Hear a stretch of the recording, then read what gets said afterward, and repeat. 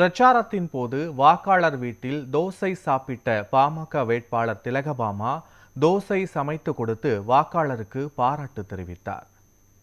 சென்னை பெரம்பூர் சட்டமன்ற தொகுதியில் போட்டியிடும் தேசிய ஜனநாயக கூட்டணியின் பாமக வேட்பாளர் திலகபாமா வியாசர்பாடி பகுதியில் பிரச்சாரம் மேற்கொண்டார். அவருக்கு கூட்டணி கட்சியின் நிர்வாகிகள் பட்டாசு வெடித்து மாலை அணிவித்து உற்சாக வரவேற்பு அளித்தனர்.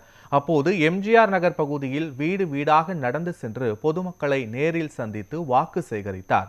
அங்கு வீட்டிற்கு வெளியே தோசை சுட்டுக் கொண்டிருந்த மும்தாஜ் என்பவரின் குடும்பத்தினரிடம் பேசிய திலகபாமாவிடம் தங்கள் பகுதியில் மழை காலங்களில் வெள்ளம் ஏற்படும் போது யாரும் வந்து எங்களை கவனிப்பது இல்லை என்றும் ஆதங்கம் தெரிவித்தார்.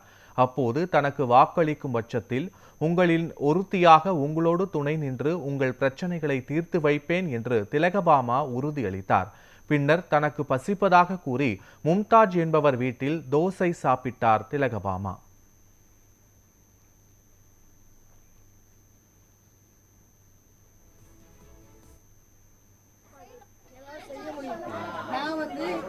என் பிள்ளையெல்லாம் படிச்சு முடிச்சு